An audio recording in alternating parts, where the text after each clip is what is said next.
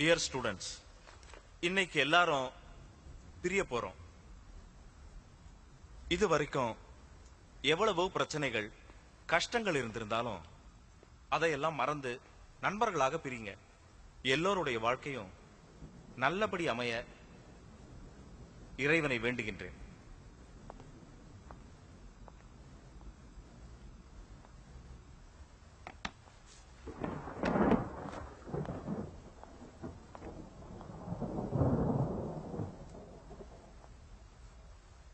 Friends,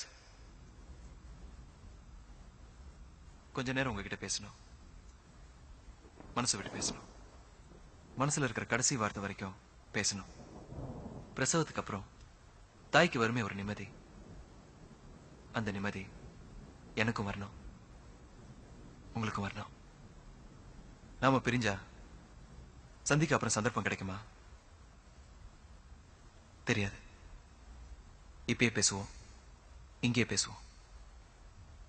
இந்த கூட்டம் இறந்த காலத்துக்கு இரங்கல் கூட்டமாவும் இருக்கலாம், வருங்காலத்துக்கு வரவேற்பு கூட்டமாவும் இருக்கலாம். நாம சிரிக்க, அழ, மனசுங்களை புரிஞ்சுக்க, மன்னிப்பு கேட்க ஒரு கடைசி சந்தர்ப்பம் இது. அழுக வருதா? வெக்கப்பட வேண்டாம், அழுதுருங்க. மன்னிப்பு கேட்கணும்னு தோணுதா? மரியாதை பார்க்காதீங்க, மன்னிப்பு கேட்டுருங்க. தயக்கமா இருக்கா? நானே தொடங்கி வைக்கிறேன். தெரிஞ்சோ தெரியாமலோ உங்க கண்ணாடி மனசுல கல்வி இருந்தா என்ன மன்னிச்சிருங்க.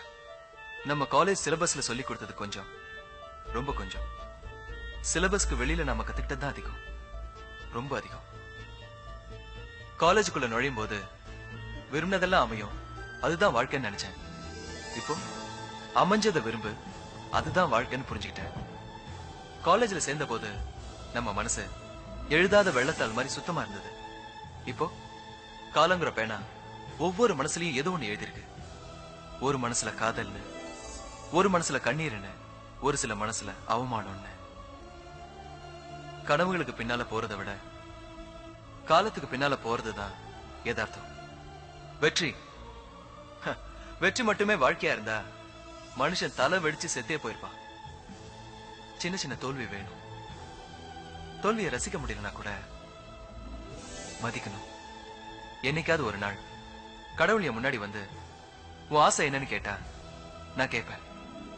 மீண்டும் அந்த காலேஜ் லைஃப் வேணும், மீண்டும் அந்த சுகம் வேணும், அந்த வலி வேணும், செத்து செத்து பொழைக்கிற அந்த ஆனந்த அவஸ்தை வேணும். அப்போவாது நம்ம கனவுகள் நனவாகணும். கடைசியா கேட்கிறேன், தப்பு பண்ணியிருந்தா என்ன மன்னிச்சிருங்க. உலகம் ரொம்ப சின்னது. எங்கேயோ எப்படியோ நாம சந்திச்சுதான் ஆகணும். அப்போ வார்த்தைகள் ஊமையான இடத்துல கண்ணீர் பேச ஆரம்பிக்கும். அந்த நாளை நினைப்போம். மீண்டும் சந்திக்கிற வாய்ப்பு வந்தா தள்ளி நின்று அழுது பார்ப்போம்.